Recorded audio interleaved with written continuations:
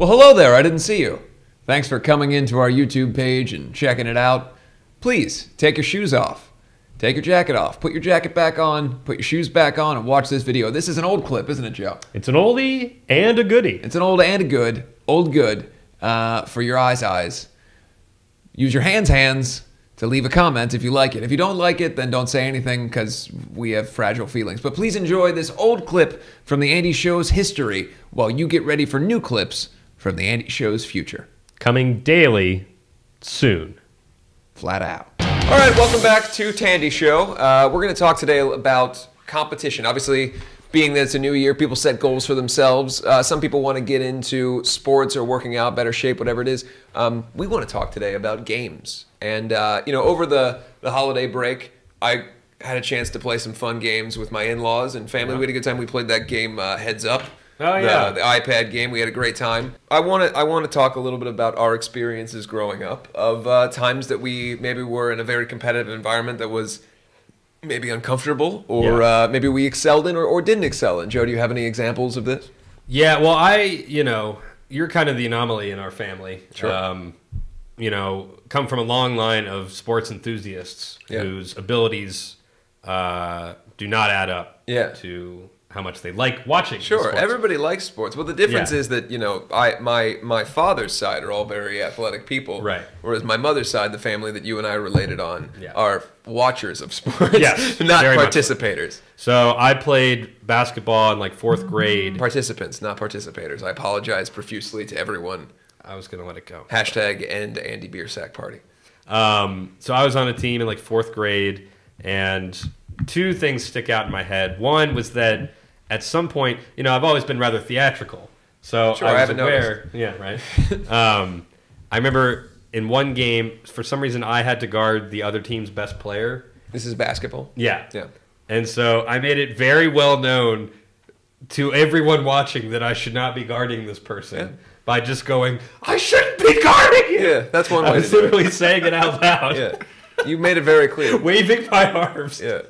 That's your gut reaction to being presented with the challenge of guarding someone who's actually good at the game? Yeah. To appeal to the audience. Well, look. Get me out of here! I'm gonna suck! There's a logical thing behind it, right? Like you've experienced, I've done the same thing, where when you know that you're not going to be good at something, you make it a joke before you fail at it. Yeah. So then when you do fail, you already were ahead of it. Yeah. I wasn't I'm not going to be joking, any good at this, and then you fall on your face and you go, see, I called that, and let's all laugh together about it. I wasn't joking.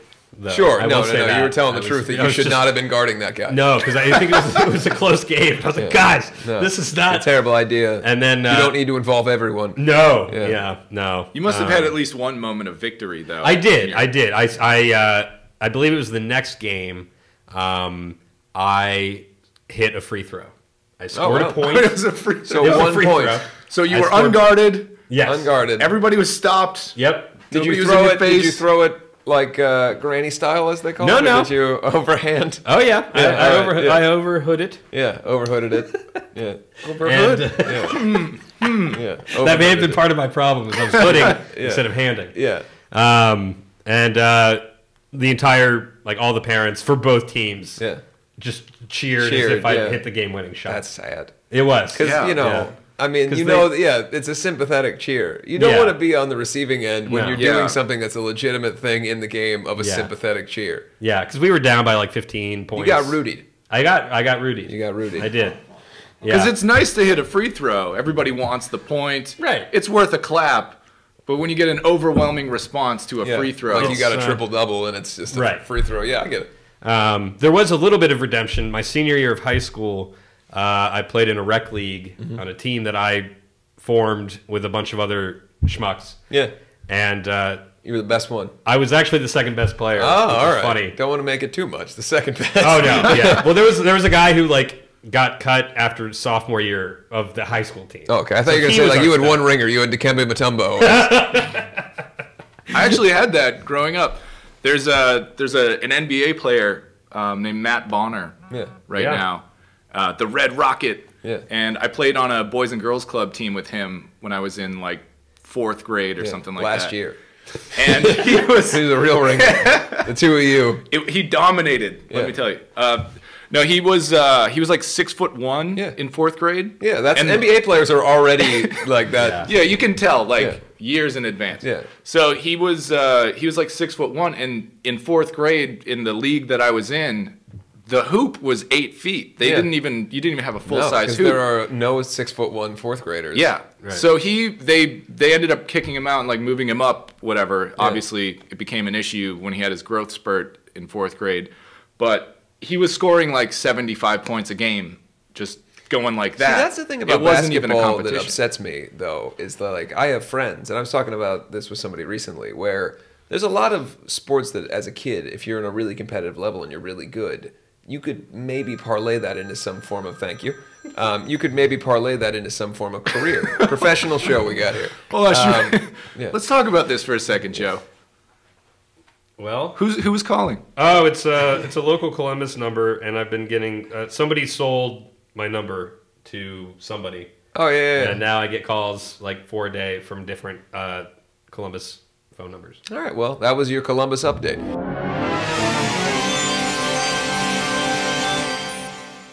There's a way that you can parlay it into a career. If you're a smaller guy, but you're an excellent fast runner and you got great hands, you could maybe be a slot receiver in college football or whatever else.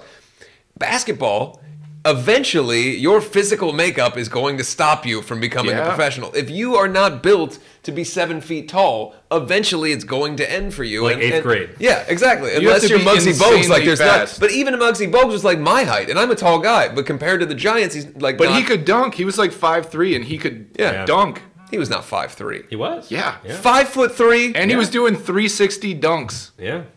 That's crazy. Remember steroids, guys? My mom is 5'3". I'm not. By the way, I should clarify. I'm not accusing Muggsy Bogues of performance-enhancing drugs. I'm just saying that in the '90s, when we all watched sports a lot, there was a lot of performance-enhancing drugs, and it was fun as to watch. Yeah. Remember the home run race when everybody was hitting 900 home runs? And nobody was suspicious. Yeah. No one cared. Wait, what's going on? These guys are monsters. Well, I remember being a little... I remember being a little kid going like, why is all of a sudden, why is it commonplace for people to hit 70 home runs, but no one's ever been able to do this? Yeah. And the game was more fun then. Yeah, it was. I say let them juice. Yeah. Who cares? We're taking a hard stance on PEDs today.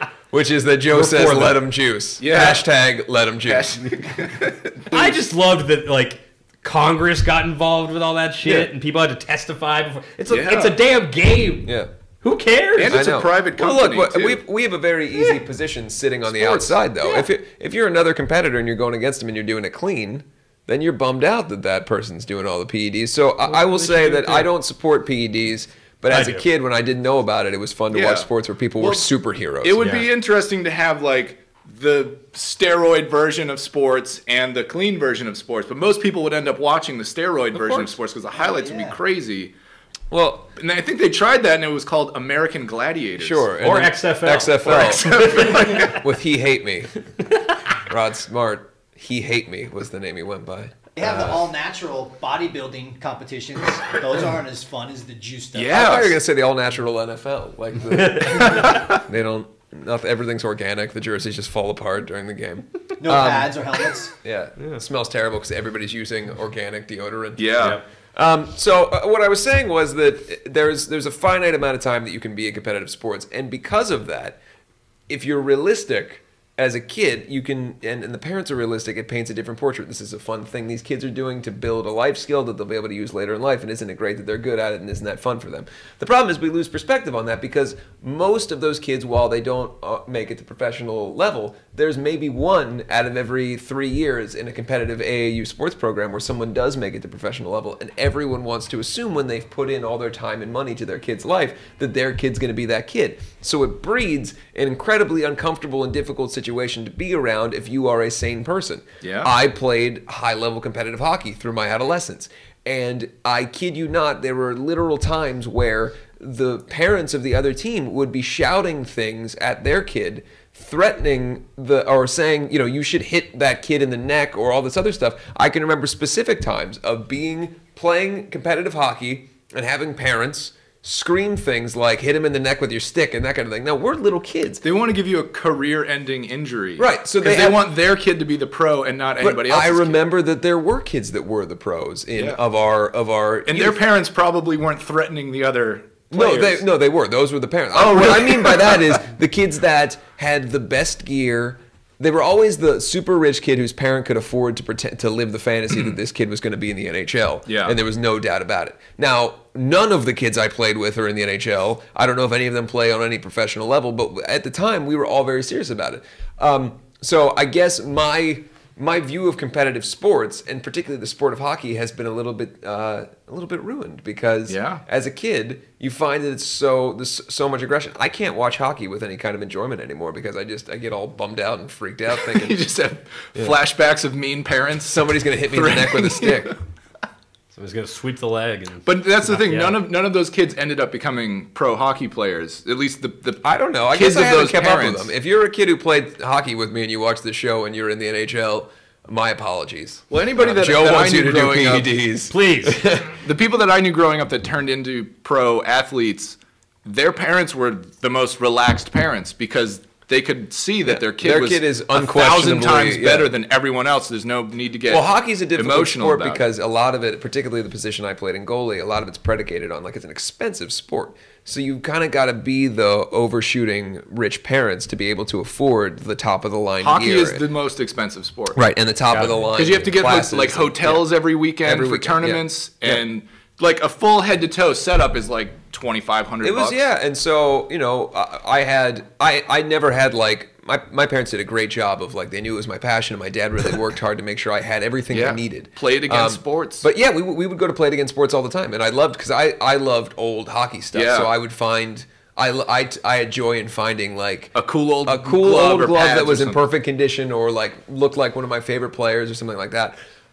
But there were other kids that, I mean, they had the $3,000 pads and they're 14 years old. Yeah. And their parents were, they were so mad at themselves for putting this investment in that they had to make sure their kid was going to the NHL because I just dropped $3,000 on these pads. Oh my God. We had a family friend, and they had a son who was like 8 years older than us, or my brother and I. And he played every sport. He had like ski equipment and bikes and football stuff and hockey stuff and everything that you could want. And they had this barn in their backyard. And there was literally a heap, like a mountain of sports equipment in this barn.